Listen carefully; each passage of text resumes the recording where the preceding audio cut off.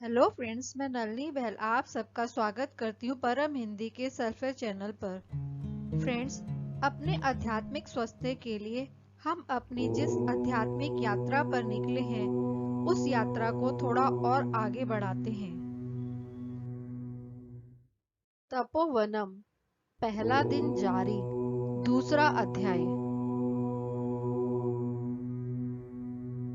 भगवान श्री सत्य साईं बाबा की पावन जीवन गाथा, नित्य पारायण ग्रंथ।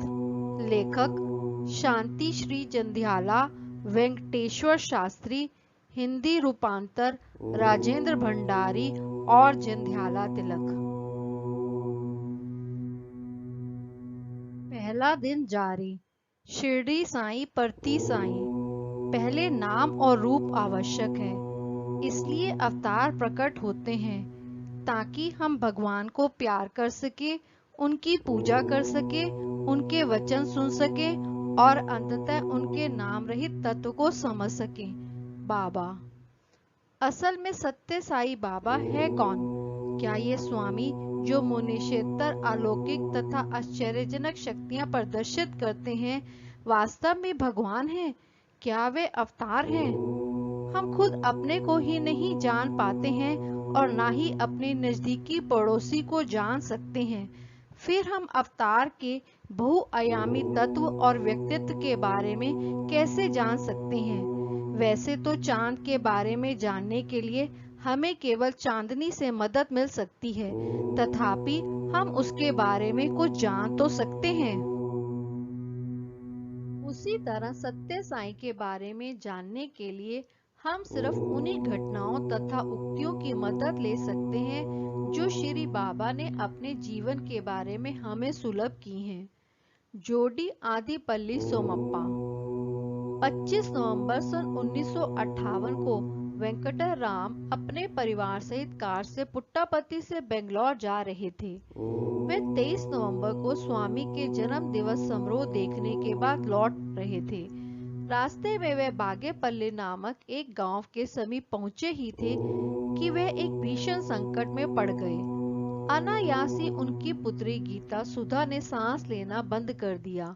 उन्होंने समझा कि या तो ये मर चुकी है या उसका अंत अत्यंत समीप है। अब वे उपयुक्त सहायता की तलाश में आसपास देखने लगे। उन्हें यकायक एक बूढ़ा आदमी दिखाई पड़ा।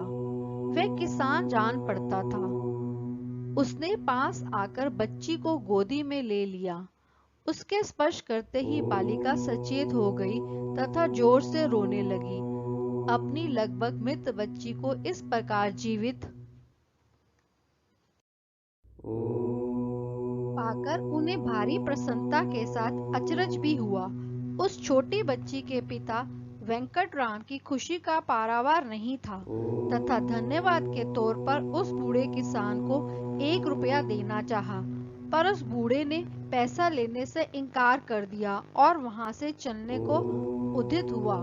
आभारी पिता के द्वारा उनका नाम जानने की विनती के उत्तर में उस वृद्ध ने चलते चलते बताया कि उसका नाम जोडी आदिपल्ली सोमप्पा है। कुछ दिनों बाद अपनी जीवनी लेखक एस कस्तूरी को इस घटना का वर्णन सुनाते हुए बाबा ने कहा, मैं बूढ़े ग्रामीण के वेश में वहां गया। मैंने ही उस बालिका को पुनर्जीवित किया। इस पर कस्तूरी ने जब जानना चाहा कि उन्होंने ये विशेष नाम क्यों चुना और इसका क्या महत्व था, तो स्वामी ने कहा, आदिपल्ली का अर्थ प्राचीन या मूल गांव होता है और शिव का वासस्थल कैलाश ही है। जोड़ी का मतलब दंपति होता है। सोमप्पा का अर्थ 7 जमा उमा, उमा सहित शिव है। इस प्रकार श्री सत्य साईं भगवान ने अपना असली परिचय दिया कि वे शिव शक्ति के स्वरूप हैं। एक और अवसर पर कैलासम नाम के एक व्यक्ति से स्वामी ने उसके नाम का अर्थ पूछा। उसे ये नहीं मालूम था, इसलिए वह घबरा गया। 1 हफ्ते भर वह स्वामी के प्रश्नों का उत्तर ढूंढने की कोशिश में लगा रहा, पर उसकी कोशिश निरर्थक ही रही। तब खुद ही स्वामी ने उसके अर्थ को स्पष्ट करते हुए कहा, कैलासम स्वच्छता, पवित्रता और निर्मलता का द्योतक है। इसके अलावा उसका मतलब निर्मल हृदय भी है। भगवान शिव ने कैलाश शिखर को अपना आवास के लिए चुना है। इसका मतलब वह पवित्र हृदय में भी बसते हैं। प्रेम कुटीर बागेपल्ली गांव से होकर जाने वाले मार्ग के समीप एक भवन है जिसको प्रेम कुटीर नाम दिया गया है। इसके समीप ही सर्वधर्म स्तूप है जो विश्व के सभी धर्मों के मूल सिद्धांतों का प्रतीक है। इस भवन का निर्माण सन 1980 में किया गया था। उस समय इसको प्रेम कुटीर नहीं कहते थे। उस समय इसको श्री सत्य साई सेवा शिविर नाम से जाना जाता था। इस शिविर के सभी आयोजक साईं भक्त थे जो विभिन्न समारोहों के लिए प्रशांति निलयम जाने वाले तथा वहां से लौटने वालों की यहाँ पर जलपान की सेवा किया करते थे। आयोजकों के समर्पित सेवा भाव के कारण इस शिविर को स्वामी की प्रशंसा तथा आशीष प्राप्त है। सन 1980 नवंबर 30 को स्वामी ने यहाँ पर आकर आयोजकों से कहा, भले काम करने वालों को मेरे भरपूर आशीष प्राप्त होते हैं। इससे और ज्यादा उत्साहित होकर इस शिविर की सेवा गतिविधियों में विस्तार किया गया। कुछ समय बाद यहाँ पर सर्वधर्म समन्वय निधि की स्थापना की गई। बाद में यहाँ पर एक सेवा सदन, एक अनाथालय तथा एक वृद्ध आश्रम की भी स्थापना की गई। एक बार प्रसिद्ध फिल्म अभिनेत्री एवं स्वामी की भक्तिन श्रीमती अंजलि देवी तथा गायिका श्रीमती पी सुशीला कुछ और लोगों के साथ इधर से होते हुए प्रशांति निलयम जा रही थी। यहाँ के आयोजक उनसे मिले तथा शिविर में तनिक रुककर प्रसाद के तौर पर जलपान करने की विनती करने लगे, लेकिन इन लोगों को आयोजकों की यह पेशकश पसंद न आई। उन्हें लगा कि आयोजक साधारण सिनेमा प्रेमी हो सकते हैं जो उनसे बातचीत करने के लिए उन्हें रोकने की कोशिश में है। उनकी भावनाओं की असलियत से अनजान उन्होंने इस विनती पर ध्यान नहीं दिया और बिना रुके चली गई। प्रशांति निलयम पहुंचने पर जब वह स्वामी के साथ बैठी थी तो स्वामी ने उन्हें हल्के ढंग से डांटते हुए कहा, मैं केवल प्रशांति निलयम में ही विद्यमान नहीं हूँ, बागेपल्ली सेवा शिविर में भी मौजूद रहता हूँ। महिलाओं ने अपनी गलती महसूस की और वापसी के समय जानबूझकर वहां पर रुकी, आयोजकों से माफी मांगी और प्रसाद ग्रहण कर चली गई। कहा जाता है कि स्वामी विभिन्न वेश में बागेपल्ली इलाके में विचरण करते रहते हैं। इसमें कोई शक नहीं कि बागेपल्ली के लोगों के कल्याण के लिए ही वे ऐसा करते हैं। नोट: तेलुगु भाषा में बागु का अर्थ कल्याण होता है और पल्ली का अर्थ गांव। स्वामी ने सन 1996 जून 7 को यहाँ पर एक वृद्धाश्रम का उद्घाटन किया। इस अवसर पर उन्होंने कहा, ये शिविर प्रेम कुटीर है, श्री सत्य साई प्रेम कुटीर। तभी से इसको उसके वर्तमान नाम से जाना जा रहा है। ये प्रेम कुटीर यदा कदा स्वामी की पवित्र चरण रज से पावन होती रहती है। भगवान सन 2000 जून 11 को प्रेम कुटीर में पधारे। यहाँ पर उन्होंने बुजुर्गों के लिए विश्राम गृह, गणेश मंदिर तथा गौशाला का उद्घाटन किया। शिव शक्ति के रूप में बाबा एक बार भगवान अपने भक्तों के साथ चित्रावती के रेतीले तट पर विचरण कर रहे थे। अपने चेहरे पर बड़ी चित्ताकर्षक मुस्कान बिखेरे वे बड़े भव्य तरीके से चल रहे थे। एक फोटोग्राफर का ध्यान इस ओर गया। फोटो लेने की तैयारी करते हुए उसने स्वामी से विनती की, स्वामी कृपया सिर्फ एक फोटो खिंचवाने का अनुग्रह करें। स्वामी ने उसको हल्के से मना करते हुए लहजे से कहा, नहीं बगरू नहीं।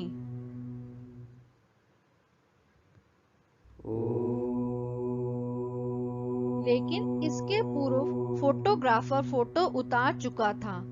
जब फिल्म को डेवलप कर छापा गया तो उसमें स्वामी अर्धनर्वेश्वर रूप में दिखाई दे रहे थे, यानी आधा अंग शिव का तथा आधा पार्वती का। लगभग सन 1945 तक पुट्टापत्ती गांव स्थित पुराने मंदिर से हर साल दशहरे के अवसर पर एक बड़ा जुलूस निकाला जाता था। उस मौके पर स्वामी अर्धनारीश्वर के रूप में दिखाई देते थे। उनका ये स्वरूप देखने वालों में उनकी पक्की भक्तें श्रीमती कुमारम्मा और श्रीमती सकम्मा भी थी। वे स्वामी के इस रूप को बहुधा याद किया करती थी। त्रेता युग में महर्षि भारद्वाज रहते थे। उन्हें वेदों के अध्ययन में बहुत रुचि थी। वेद उनके प्राण समान थे। उन्होंने अपने जीवन के पूरे 100 साल वेदों के अध्ययन में ही लगा दिए। फिर भी वे अध्ययन पूरा ना कर सके, जिससे वे इस ज्ञान की तह ना पा सके। उन्हें लगा कि वे इस अध्ययन को पूरा न कर पाएंगे।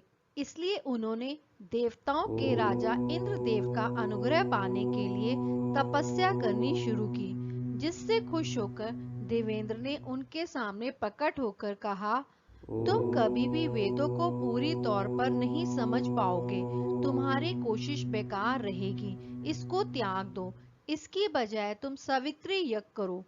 इस यज्ञ के फलस्वरूप तुम्हें उतना ही आध्यात्मिक लाभ होगा जितनी तुम्हें वैदिक अध्ययन से लाभ की आशा थी। इस विषय में इंद्र ने महर्षि भारद्वाज को कुछ और निर्देश भी दिए। महर्षि भारद्वाज की बलवती इच्छा थी कि मां शक्ति उनके यज्ञ में उपस्थित रहें। उन्हें आमंत्रित करने के लिए वे स्वयं कैलाश चले गए। वहां शिव और पार्वती नृत्य में इस कदर तालीन थे कि उन्होंने ऋषि की ओर देखा तक नहीं। उधर ऋषि संदिग्ध में पड़ गए कि देवी मां से कैसे विनती करें। वे प्रतीक्षा करते गए और इस क्रम में पूरे 7 दिन निकल गए। वहां उन्हें केवल भगवान शिव नृत्य करते दिखाई दे रहे थे, देवी मां नहीं। इससे वे बड़े दुखी थे। 8वें रोज अवश्य वे देवी मां को नाच में व्यस्त देख पाए। माता पार्वती ने सिर्फ एक बार उनकी ओर देखा और मुस्कुराते हुए फिर से नाच में मशगूल हो गई। महर्षि ने देवी मां की इस प्रतिक्रिया का गलत अर्थ निकाला। उन्होंने समझा कि माता पार्वती ने उनकी तौहीन की है। वे घर वापसी के लिए शिखर से उतरने को मुड़े। अचानक उनकी बाईं टांग और हाथ बेजान हो गए। उन पर उनका कोई नियंत्रण ना रहा। वे बोल भी नहीं पा रहे थे। उन्हें एक आंख से कदापि दिखाई नहीं दे रहा था। इस पर परम शिव उनके समीप आकर उन्हें सांत्वना देने लगे कि ऋषिवर, आप चिंता ना करें। वास्तव में मां शक्ति ने आपको तथा आपके यज्ञ को आशीष दे दी है।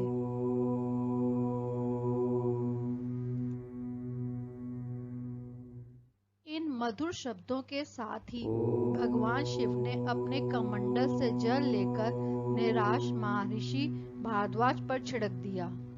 इससे भारद्वाज ऋषि फिर से पूर्ण स्वस्थ हो गए। शिव और शक्ति दोनों ने उन्हें भरोसा दिलाया कि वे दोनों उनके यज्ञ में उपस्थित रहेंगे। इस आश्वासन के साथ उन्होंने ऋषि भारद्वाज को वहां से विदा कर दिया। उसके बाद महर्षि भारद्वाज ने यथा समय यज्ञ पूरा किया।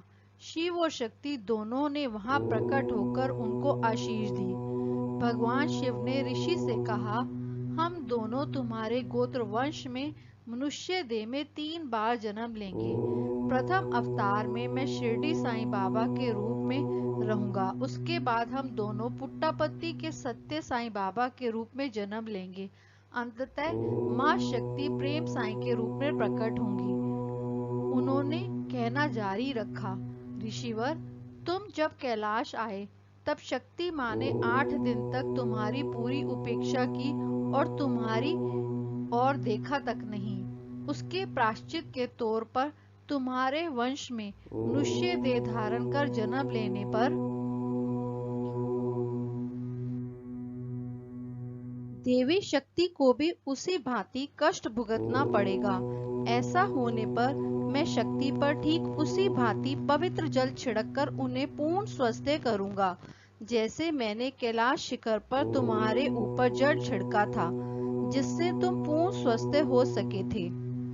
सन 1963 जून 29 को साईं भगवान की देह लकवा से पीड़ित हुई, जिस कारण उनका बायां अंग लगभग संज्ञाहीन हो गया उस समय पुट्टापर्ती में जमा हुए भक्तगण स्वामी की ये वेदना सहन नहीं कर पा रहे थे। उस सप्ताह के दौरान स्वामी 3 दिन तक अचेतन हाल में थे। उन्हें 4 बार दिल के दौरे पड़े। स्वामी की इस दशा को देखकर भक्तगण अति दुखी थे, लेकिन वे असहाय थे और कुछ कर भी नहीं सकते थे सिवाय रोने के। पूरे 1 हफ्ते के बाद गुरु पूर्णिमा के दिन स्वामी को पहली मंजिल स्थित उनके कमरे से भजन कक्ष में लाया गया। श्री कस्तूरी, श्री राजा रेड्डी और श्री कृष्णप्पा उन्हें गोद में उठाकर लाए, लेकिन महसूस किया गया कि स्वामी के ऊंचे मंच पर रखे आसन पर बैठने से उन्हें असुविधा होगी।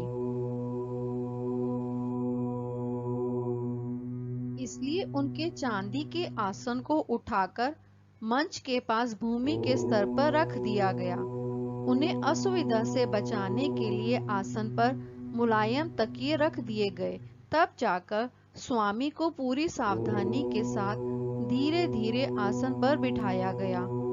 बाबा की बाईं बाजू जड़वत थी, बाईं टांग भी उनके नियंत्रण में नहीं थी और आंखों में धुंधलापन था। अपने प्रिय प्रभु को इस कदर कष्ट में देखकर भक्त जोर जोर से रोने लगे। तब स्वामी ने श्री कस्तूरी के कानों में कुछ कहा। श्री कस्तूरी ने लाउडस्पीकर पर बाबा की कही बात को हूबहू दोहराते हुए कहा, यह मेरी बीमारी नहीं है, मैंने अपनी मर्जी से इस रोग को अपने ऊपर लिया है, अन्यथा मुझे कोई बीमारी हो ही नहीं सकती है, इसलिए किसी को दुखी नहीं होना चाहिए। मैं अपने भक्तों को दुखी देखना सहन नहीं कर सकता हूँ। स्वामी ने इशारा करके पीने के लिए पानी मांगा। गिलास जब उनके मुंह के पास ले जाया गया तो स्वामी उसको ठीक से नहीं संभाल पाए। तब उन्होंने अपना दायां हाथ पानी में रखा। अपनी उन उंगलियों में आए पानी से बाबा ने अपने लगभग निर्जीव पड़े बाएं हाथ और बाएं पांव पर छींटे मारे। तब उन्होंने धीरे धीरे दाएं हाथ से बाएं हाथ पर थपकी दी। कुछ देर बाद उन्होंने बाएं पांव को दोनों हाथों से सहलाना शुरू किया। इस तरह स्वामी ने खुद को चंगा कर लिया था, जिसको देखकर भक्तगण खुशी से खिल उठे। तब स्वामी ने प्रेम स्वरूप संबोधन से गुरु पूर्णिमा दिवस का विशेष प्रवचन शुरू किया। उसके बाद स्वामी पूरे 1 घंटे भर तक प्रवचन करते रहे, जिसके दौरान उन्होंने महर्षि भारद्वाज का 8 दिनों तक अस्वस्थ पड़ जाना तथा अंततः भगवान शिव द्वारा जल छिड़ककर उन्हें पूर्ण स्वस्थ करने की कथा सुनाई। इस सिलसिले में स्वामी ने श्रोताओं को भगवान के इस वायदे का स्मरण करवाया कि शिव शक्ति धरती पर अवतरित होंगे। मां शक्ति यानी बायां अंग 8 दिनों तक निर्जीव हो जाएगा, जिसको शिव यानी दायां अंग पवित्र जल छिड़ककर पूर्ण स्वस्थ करेंगे। तब भगवान ने स्पष्ट शब्दों में घोषणा की, त्रेता युग में शिव और पार्वती ने महर्षि भारद्वाज को जो वरदान दिया था, उसी के फलस्वरूप मैं भारद्वाज गोत्र में शिव शक्ति के अवतार के रूप में जन्म लेकर आया हूँ। भगवान शिरडी साईं बाबा की जीवन कथा। लोगों को शिरडी साईं बाबा की जीवन गाथा उनके शिरडी गांव में आगमन के समय से ही ज्ञात है। उसके पहले के उनके जीवन के बारे में कोई जानकारी किसी को नहीं थी।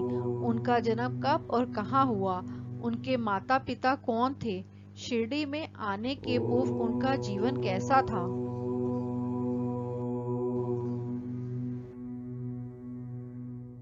इन बातों के बारे में लोगों को पहले कुछ पता नहीं था। श्री सत्य साईं बाबा ने सन 1990 सितंबर 28 को जो रहस्य उद्घाटन किया, उससे प्रथम बार इस विषय में कुछ ज्ञात हो पाया। इत्तेफाक से उनके द्वारा शिरडी बाबा के जीवन के इस अज्ञात पहलू से पर्दा उठाने का दिन ही उनका जन्मदिन भी था। किसी अवतारी पुरुष के जीवन के अज्ञात पहलू को ज्ञात दूसरा अवतार ही कह सकता है।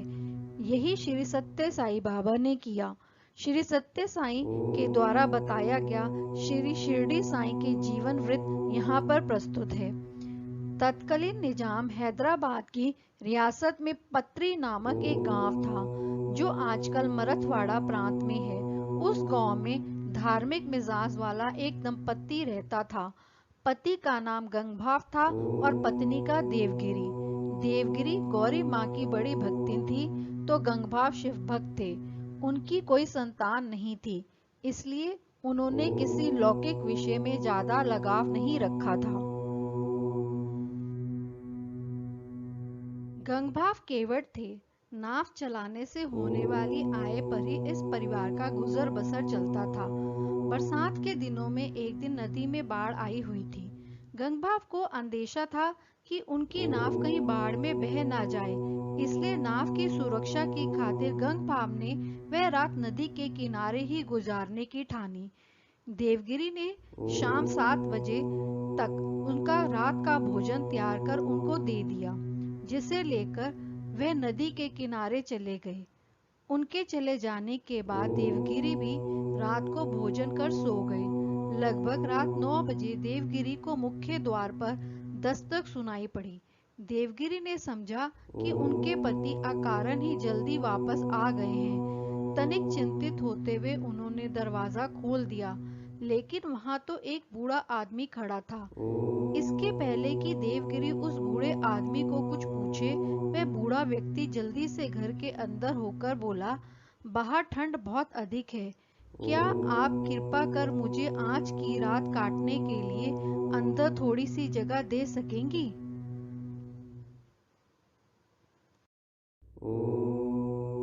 देवगिरी मेहमान नवाज होने के साथ ही दरिया दिल महिला भी थी। वे अंदर से एक चटाई लाई और वृद्ध को देते हुए बरामदे में सो जाने के लिए बोली। वे खुद अपने कमरे में गई, उसे अंदर से बंद किया और बिस्तर पर सो गई। इस प्रकार कुछ ही समय गुजरा था कि उन्हें दरवाजा खटखटाने की आवाज सुनाई दी। देवगिरी के द्वार खोलने पर वृद्ध महाशय ने कहा, अम्मा, मुझे बहुत भूख लग रही है। क्या आप मुझे खाने को कुछ भात देंगी? घर में खाने को कुछ नहीं था। देवगिरी ने आटे को दही में मिलाकर भोजन तैयार किया और उस वृद्ध को खाने को दे दिया। उसके बाद देवगिरी कमरे में लौटी, उसे अंदर से बंद कर सोने की कोशिश करने लगी। थोड़ी देर बाद वह वृद्ध फिर दरवाजे पर दस्तक देने लगा। देवगिरी ने द्वार खोला तो इस बार उसकी फरमाइश थी, मेरे पैर दुख रहे हैं, आप उन्हें थोड़ा दबाने की मेहरबानी करेंगी? इस पर देवगिरी बहुत हैरान हो गई। वे सीधे पूजा घर में गई और देवी पार्वती के चरणों में गिर पड़ी और उनसे रोते हुए विनती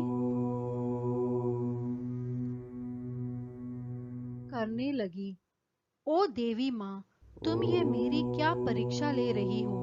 अब मैं क्या करूं? दया करके मुझे इस विषम परिस्थिति से बचा लो। कुछ क्षणों में वे संयत हुई। अचानक उनमें मन में एक विचार आया। तब उन्होंने पिछले दरवाजे से बाहर निकलकर मालिश करने वाले किसी व्यक्ति को ढूंढने का निश्चय किया, जो मेहताना लेकर उनके अतिथि की सेवा कर सके। उन्होंने ऐसा ही किया, लेकिन उनकी मेहनत निरर्थक हो गई।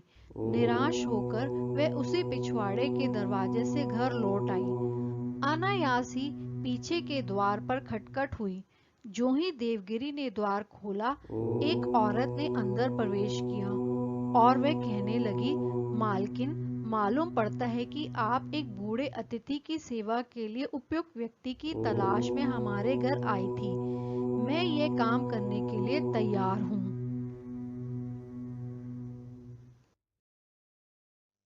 देवगिरी अति प्रसन्न हुई। आखिर माँ गौरी ने उनकी विनती सुन ली थी। उन्होंने उस महिला को बरामदे में ले जाकर बूढ़े अतिथि को दिखाया और खुद अपने कमरे में आकर उसे अंदर से बंद कर लिया और सोने की कोशिश करने लगी। बूढ़ा अतिथि और उनकी सेवा के लिए तत्पर महिला साधारण मानव नहीं थे। वे दोनों साक्षात भगवान शिव और देवी पार्वती थे। अब वे दोनों आपस में बातें कर रहे थे। शिव ने कहा, पार्वती, इस भक्तिन को उसका मनचाहा वर दे दो।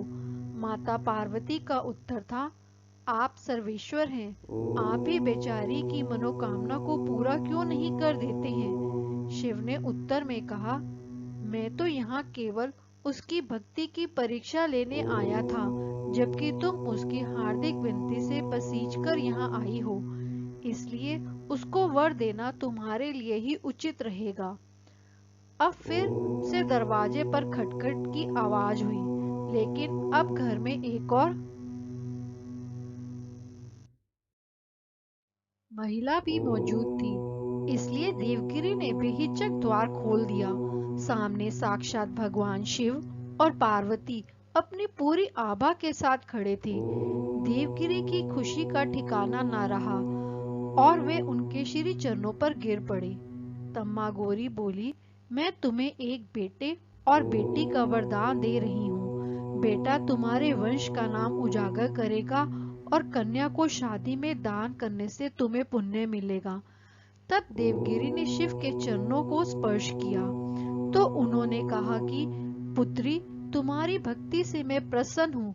तुम्हारे तीसरे बच्चे के रूप में मैं स्वयं मनुष्य का रूप धारण कर आऊंगा। इस पर हर्षो उल्लासित होकर देवगिरी उस देवी दंपत्ति के चरणों से लिपट गई। कुछ क्षण बाद उन्होंने आंखें खोली तो अपने आराध्य देवी देवता को नदारद पाया। अब वे खुशी से फूली नहीं समाती थी।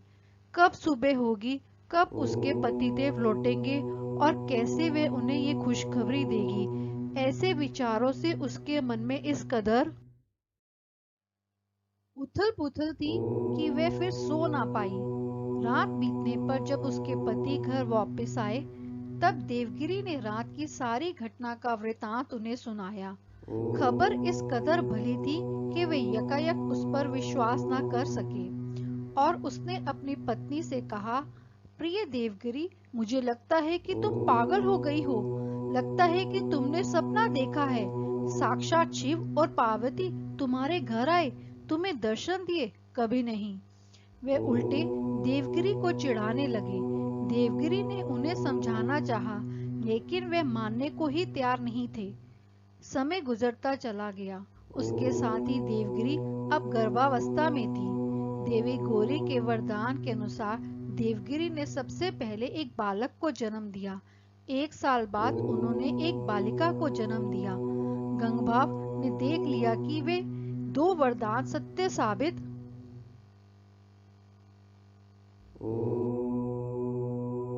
हो चुके थे। तब उन्हें विश्वास हुआ कि देवगिरी सच बोल रही थी। सचमुच शिव और पार्वती ने उनकी पत्नी को दर्शन दिए थे। उन्होंने देवगिरी से कहा, तुम खुशकिस्मत रही देवगिरी। भगवान शिव का दर्शन करना मेरे सौभाग्य में नहीं था। जिस तरह उनकी पत्नी को शिव पार्वती के दर्शन मिल चुके थे, वे भी उनके दर्शन पाने के लिए आतुर थे। इसी दौरान उनकी पत्नी फिर से गर्भावस्था में थी। ये उनका तीसरा बच्चा था। इससे गंगभाव को शिव और पार्वती के दर्शन की और अधिक इच्छा होने लगी। इस ललक ने माया को दूर कर ज्ञान प्राप्ति में मदद दी। अब उनका मन बेचैन था। मैं घर से कब निकल पड़ूं? मैं शिव और पार्वती के दर्शन कैसे पा सकता हूँ? ये सवालात गंगभाव के मन में चक्कर काट रहे थे। उन्होंने तपस्या करने का पक्का इरादा कर लिया। इस प्रकार 9 महीने बीत चुके थे। उन्होंने निश्चय कर लिया कि वे आध्यात्मिक साधना करने के लिए घर बार त्याग कर जंगल में चले जाएंगे। इसमें देवगिरी उन्हें हतोत्साहित करने वाली नहीं थी। वे खुद भी उनके साथ चल पड़ी। वे कुछ ही दूर गए होंगे कि देवगिरी को प्रसव वेदना शुरू हो गई। उन्होंने रास्ते में ही एक बरगद के वृक्ष के नीचे एक बालक को जन्म दे दिया। उस दिन सन 1838 के सितंबर मास की 28 तारीख थी। देवगिरी अम्मा ने अपनी साड़ी के एक टुकड़े में शिशु को लपेटा और उसको वहीं पर छोड़ दिया और अपने पति के साथ बढ़ चली। इसलिए इस बालक के माता पिता के बारे में किसी को पता नहीं था। श्री सत्य साईं बाबा द्वारा रहस्य उद्घाटन के बाद ही इस विषय का ज्ञान सबको हुआ। वहां के पास के ही गांव में एक सूफी फकीर रहता था। उसका कोई पुत्र नहीं था। उसने इस छोड़े के बच्चे को देखा और उसे अपने घर ले आया। सन 1838 से 1842 तक यह बच्चा इसी घर में पाला पोसा गया। उस फकीर के देहांत के बाद उसकी पत्नी ने बालक की परवरिश जारी रखी, लेकिन बालक का व्यवहार अजीब था। जब वह हिंदू मंदिरों में जाता तो चिल्लाता था, मैं अल्लाह हूँ और अल्लाह मालिक है। इससे हिंदू उससे चिढ़ते थे और उन्हें परेशान करते थे। और जब वह मस्जिद में जाता तो चिल्लाते हुए कहता, राम भगवान है और शिव ही अल्लाह है।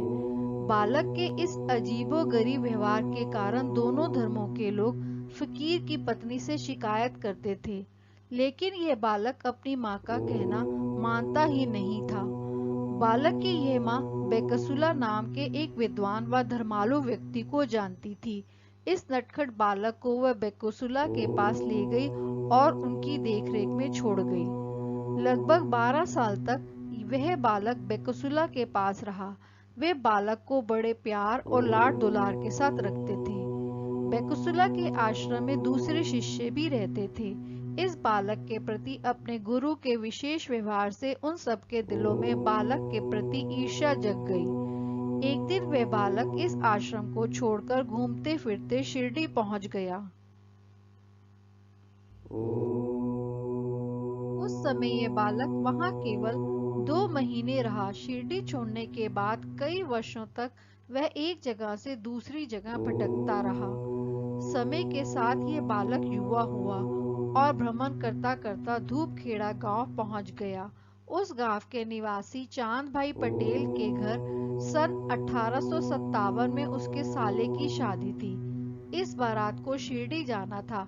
यह युवक भी बारातियों में एक हो गया था। शिरडी पहुंचने के बाद यह युवक जीवन भर वहीं रहा। इस तरह यह युवक सन 1857 से 1918 तक अपनी समाधि लेने तक लगातार शिरडी में ही रहा।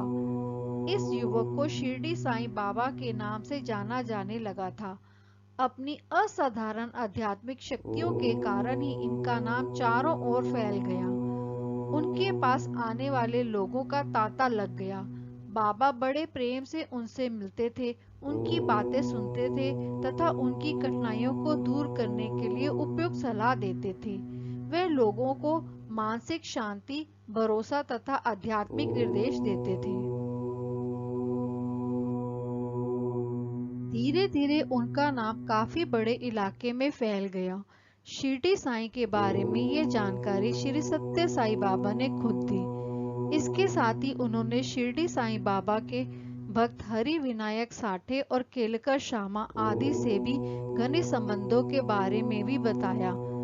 इस विवरण के अंत में बाबा ने कहा, शिरडी साईं के जीवन के आखिरी दिनों में अब्दुल्ला नामक एक भक्त से भी बाबा के नजदीकी संबंध थे। बाबा ने भक्तों से दुखी न होने को कहा, क्योंकि वे जल्दी ही फिर से जन्म लेकर उनको दर्शन देंगे। जब अब्दुल्ला ने उनसे पूछा कि उनका पूर्ण जन्म कितने समय बाद होगा, तो उन्होंने कहा वे 8 साल बाद जन्म लेंगे। पहला अवतार महाराष्ट्र में पैदा हुआ तो दूसरा चेन्नई में। उस समय के मद्रास चेन्नई प्रांत में आज का आंध्र प्रदेश भी शामिल था। अब्दुल्ला ने जब उनसे पूछा कि अगले अवतार की शक्ल सूरत कैसी होगी, तो बाबा ने कहा कि उनका नाम सत्यम होगा। जाहिर तौर पर उनका तात्पर्य मौजूदा अवतार श्री सत्य साईं बाबा से था।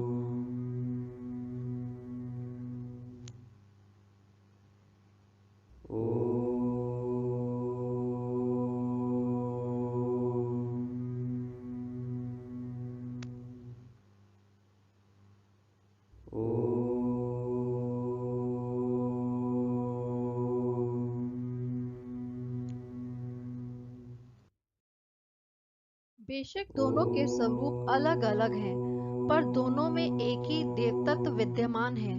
भगवान ने अपने पूर्व अवतार का विवरण समाप्त करते हुए कहा, पहले अवतार शिरडी साईं को लोगों को देवतत्व तक का आभास कराना था। मौजूदा दूसरे अवतार श्री सत्य साईं को लोगों को देवतत्व प्रदान करना है और आने वाले तीसरे अवतार प्रेम साईं को लोगों को देवतत्व की शिक्षा देनी है। शिरडी साईं बाबा का वायदा। श्रीमती गाली शारदा देवी की शादी काफी कम उम्र में हो गई थी। उन्होंने 6 पुत्रों को जन्म दिया। परंतु उनमें से कोई भी 6 साल से ज्यादा जीवित न रहा। संभवतः इससे वह बड़ी दुखी थी। अपने दुख के निवारण के लिए वह शिरडी गई और साईं बाबा से आध्यात्मिक शांति प्रदान करने हेतु विनती की। बाबा सहानुभूति के साथ उनसे मिले, उन्हें सांत्वना दी और उनका आध्यात्मिक विकास सरल बनाया। शारदा देवी बहुधा बाबा से मंत्र दीक्षा की विनती करती थी, जिससे वे आध्यात्मिक रास्ते पर और ज्यादा तेजी के साथ आगे बढ़ सके। लेकिन बाबा कोई न कोई बहाना बनाकर उन्हें टालते रहे। कभी कभी तो वे शारदा देवी से गुस्सा भी हो जाते थे। सन 1918 में बाबा की देह त्याग से पूर्व एक बार शारदा देवी बाबा के समीप गई और उनके चरण पकड़कर उनसे मंत्र दीक्षा देने की विनती करने लगी। बाबा को शारदा देवी का व्यवहार बेतुका लगा और उन्होंने गुस्से में आकर उनकी छाती पर लात मारी। शारदा देवी को ये बात बहुत बुरी लग गई। वे बाबा के पास से हटकर चली गई और खाना पीना त्याग दिया। रात होने पर वे द्वारका माई के सामने एक वृक्ष के नीचे सो गई। रात काफी बीत जाने पर करुणा सागर साईं भगवान को शारदा देवी पर दया आ गई। तब बाबा शारदा देवी के पास आकर उन्हें समझाते हुए कहने लगे, मेरी बच्ची चलो लेंडी वन में चलें। लेंडी बाग पहुंचने पर उन्होंने अपना हाथ अल्लाह मालिक है कहते हुए घुमाया। दूसरे ही क्षण उनके हाथ में स्वादिष्ट पूरियां और खोया आ गए थे। शारदा देवी पानी लेने जा रही थी कि बाबा ने उन्हें रोका। हाथ फिर घुमाया और उसमें पहले की भांति पानी से भरा एक बर्तन प्रकट हो गया।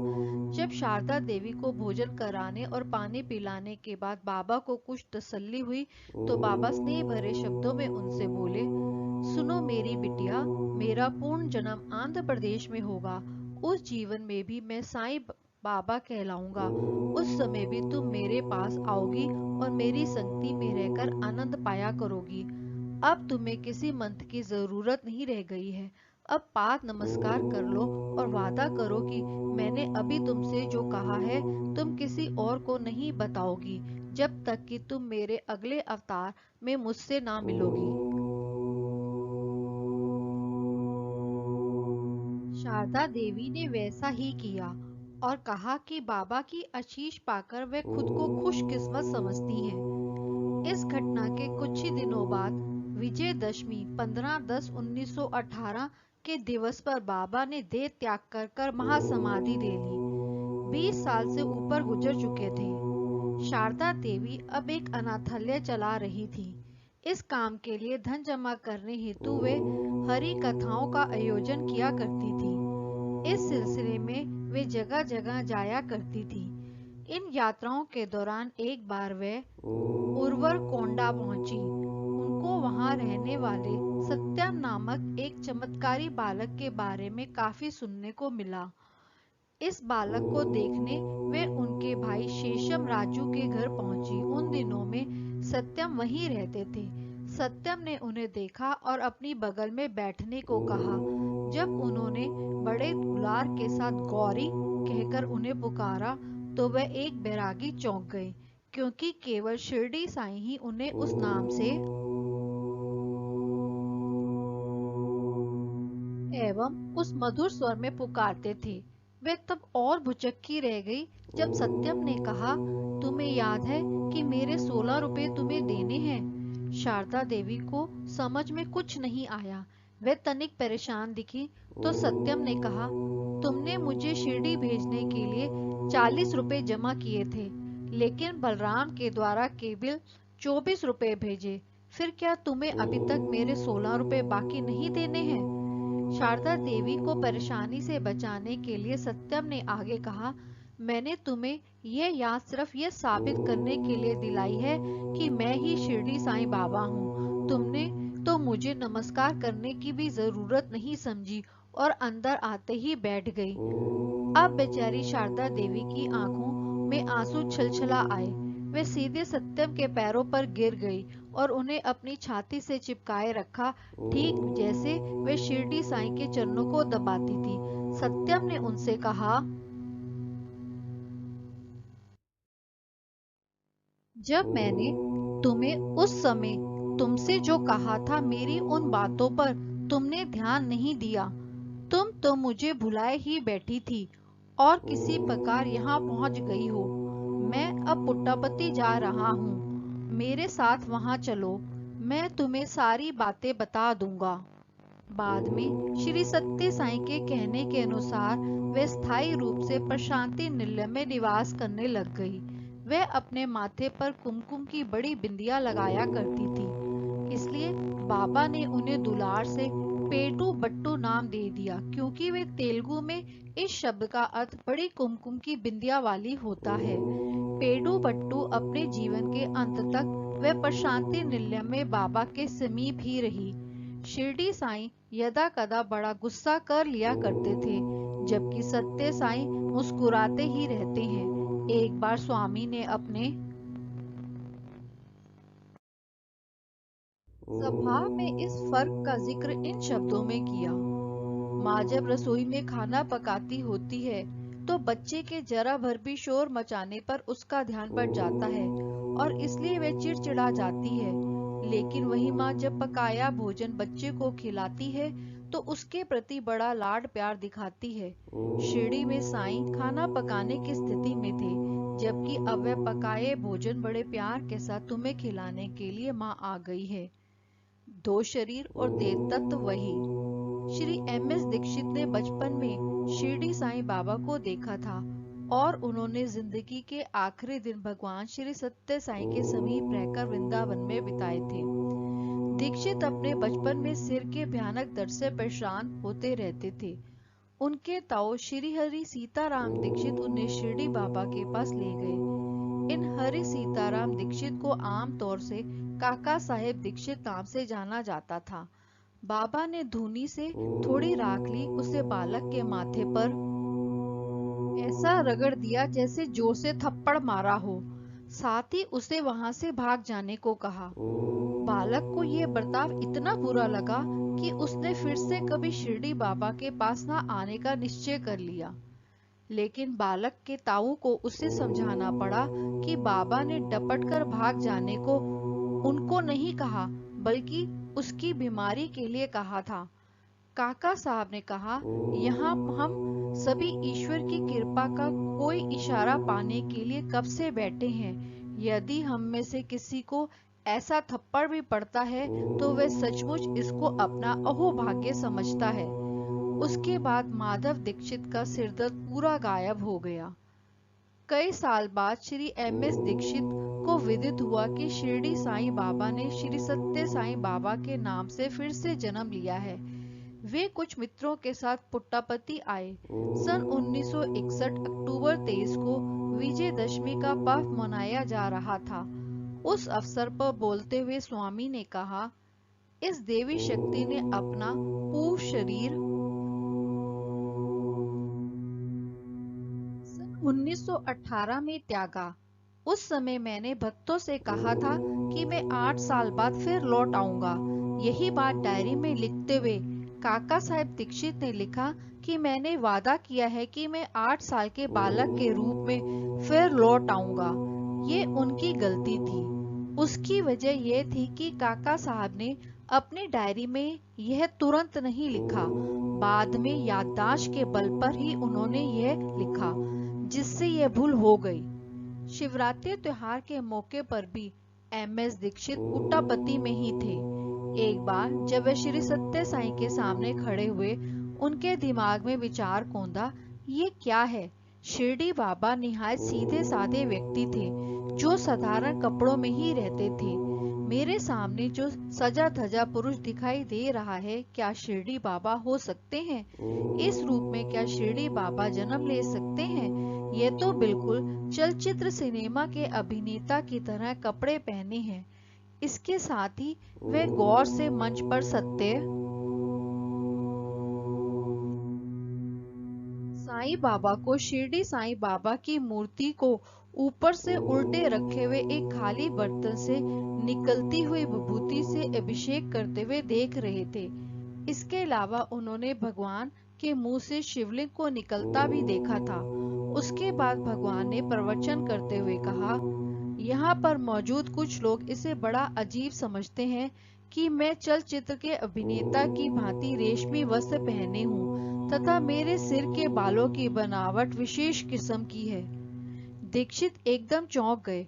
उन्होंने समझ लिया कि कुछ पल पहले ही उनके मन में जो विचार आया था, बाबा अवश्य उसका जिक्र कर रहे हैं। उसके बाद भगवान ने एमएस दीक्षित को साक्षात्कार के लिए बुलाया।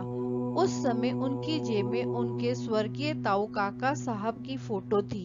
स्वामी ने तस्वीर को देखकर कहा, यह तुम्हारे ताऊ हरि सीताराम दीक्षित का चित्र है। जब मैं शिरडी में था तो वे मेरे भक्त थे। क्या अभी भी तुम्हारे मन में कोई शंका है? उसके साथ ही दीक्षित के दिमाग की सारी शंकाएं दूर हो गई। फिर भी उनकी एक उत्कंठ अभिलाषा रह गई थी। उनकी बड़ी इच्छा थी कि उन्हें शिरडी बाबा के द्वारपाल का काम मिल जाए। भगवान बाबा ये जानते थे। स्वामी ने उन्हें वृंदावन बुलाकर उनकी यह मनोकामना पूरी कर दी। उन्हें आश्रम के द्वार के समीप आवास दिया गया, जिसमें वे 8 साल अपने अंत तक रहे। सन 1996 अक्टूबर 2 बड़ा शुभ दिन था। उस दिन भक्तों ने प्रशांति निलय में पादुका उत्सव में 1008 पादुकाओं की पूजा की। उस मौके पर डॉक्टर गाड़िया ने भी भाषण दिया। उसके बाद अपने प्रवचन में डॉक्टर गाड़िया का जिक्र करते हुए भगवान ने कहा, वे एमएस दीक्षित के पुत्र और काका साहब दीक्षित के पोते हैं। काका साहब शिरडी में रहते थे। डॉक्टर गाड़िया ने उन्हें नहीं देखा, लेकिन मैंने देखा है। एमएस दीक्षित ने मुझे काका साहब की डायरियां दिखाई हैं। उन्होंने उसमें लिखा था कि व्यक्ति को कितनी ही विपत्तियों का सामना क्यों ना करना पड़े, पर उसको अपने स्वामी को कदापि नहीं त्यागना चाहिए। इस डॉक्टर के पिता 30 साल तक वृंदावन में रहे। मैंने गाड़िया को वैद्य शास्त्र की शिक्षा दिलाने की सलाह दी तथा उन्हें मणिपाल भेजा। उसके बाद मैंने ही जोर देकर उन्हें लंदन जाने को कहा। इस तरह मेरा डॉक्टर गाड़िया तथा उनके बाप दादा से बड़ा पुराना संबंध है। वास्तव में यहाँ पर मौजूद हर व्यक्ति पर भी यह बात लागू होती है, वरना तुम में से कोई यहाँ आ भी नहीं सकता है। तुमने अपने पूर्व जन्मों के दौरान किए गए भले कामों के पुण्य फल के कारण ही अध्यात्म का रास्ता पकड़ा है। भारत में करोड़ों लोग हैं, लेकिन उनमें से कितने यहाँ आ पाते हैं? यहाँ आने की इच्छा कई लोग करते हैं, फिर भी वे सभी यहाँ नहीं आ सकते हैं। ये देवी आशीष का फल ही है कि तुम यहाँ आ पाए हो। बाबा सर्वत्र हैं। नॉर्वे के ओस्लो शहर के निवासी टाइडमन जोहानसन पुट्टापति आए थे। उन्हें किसी परेशानी का सामना करना पड़ रहा था। बाबा ने उनकी समस्या से उन्हें छुटकारा दिलाने के लिए एक अंगूठी सृजित कर उनको दी। कुछ साल बाद उन्होंने बांग्लादेश के भ्रमण करते समय चिटगांव में उस अंगूठी को एक नदी में खो दिया। उसके 1 महीने के बाद वे व्हाइटफील्ड आए। भगवान ने उनके सामने आए और वह अंगूठी उनके हाथ में रख दी। टाइडमन ने आश्चर्य भरी निगाहों से स्वामी को देखा तो स्वामी ने कहा, मैं वहां उस नदी में था तो ये अंगूठी मेरे हाथ में आ गई। मैं सिर्फ उस नदी में ही नहीं, सभी नदियों और सब जगह में मौजूद हूँ। मैं सर्वव्यापी हूँ। एक बार शिरडी साईं द्वारका माई में बैठे थे। कानपुर की एक महिला भक्त वहां आई और बाबा को प्रणाम कर बैठ गई। बाबा ने उनसे पूछा कि क्या उसके बेटे का जन्मदिन समारोह सकुशल मनाया गया था। उस महिला ने उत्तर दिया, बाबा वह दिन हमारा बहुत अच्छा बीता। हमने अपने सारे रिश्तेदारों को बुलाकर उन सबको दावत दी। इसके पूर्व हमने सारे पकवानों को करीने से चांदी की थाली में आपके लिए सजाया और पूजा घर में रख दिया। आपके प्रसाद के तौर पर सभी मेहमानों को बांटने के ख्याल से जब हम पूजा घर में थाली लेने गए तो पाया कि वहां से थाली के साथ सब गायब था। पूजा घर में हम पति पत्नी के अलावा कोई नहीं गया था। फिर थाली कैसे गायब हो गई? उसको खोने का हमें बहुत दुख था। बाबा कृपया बताइए कि उस थाली का क्या हुआ। साईं बाबा का जवाब था, तुम्हें याद है कि तुम जब पूजा घर में थाली लेकर आई तो तुम्हारी कामना थी कि उस खुशी के मौके पर मैं तुम्हारे घर में उपस्थित हूँ और प्रसाद ग्रहण करूँ। तुम्हारी विनती के मुताबिक मैं वहाँ आया और प्रसाद खा गया। हो सकता है कि तुम्हें वहाँ मेरे आगमन के बारे में जानकारी ना हो, इसलिए मैं थाली भी अपने साथ ले आया। ये लो तुम्हारी थाली। ऐसा कहते हुए उन्होंने मसनद जिस पर वे पीठ टिकाए बैठे थे के पीछे हाथ डाला और वहां से थाली निकालकर उनको दे दी। इससे उस वक्त उस भक्तिन की खुशी का पारावार ना रहा।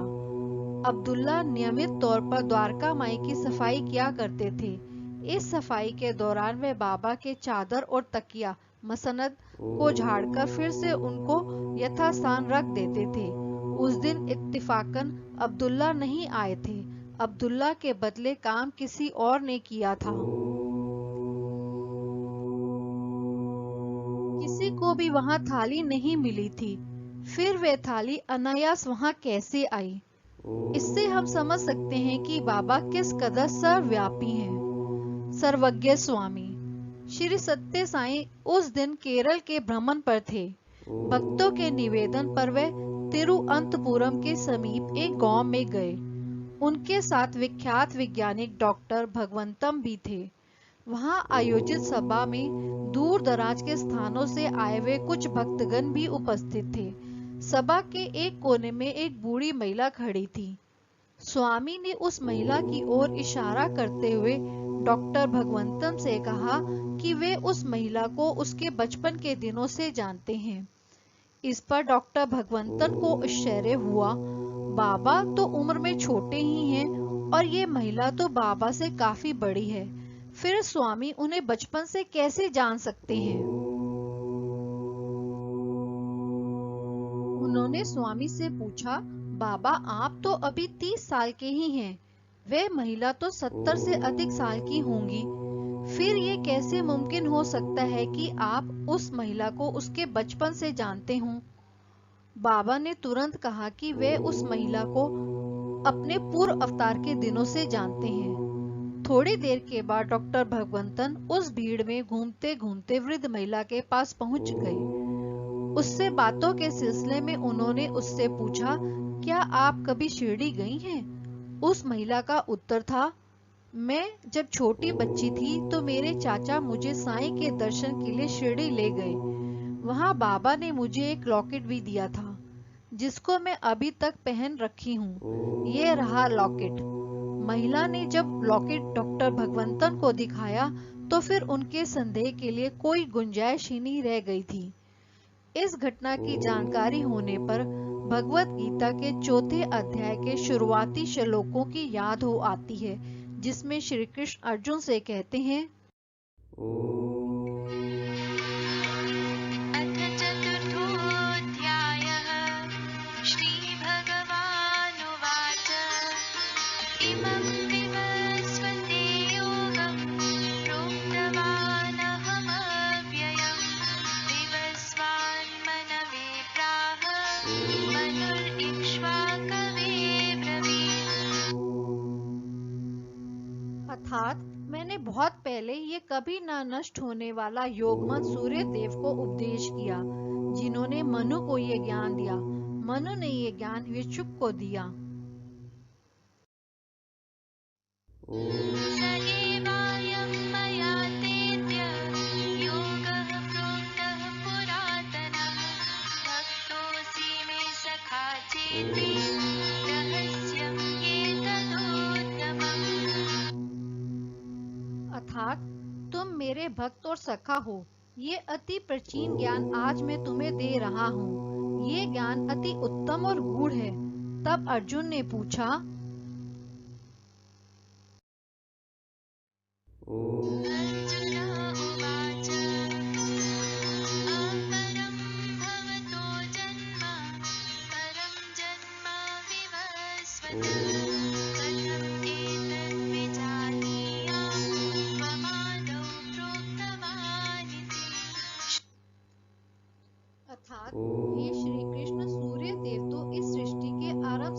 विद्यमान हैं, जबकि आप तो इस युग के ही हैं। फिर ये कैसे संभव हो सकता है कि आपने कई युगों के पूर्व इस ज्ञान को सूर्य भगवान को दिया हो?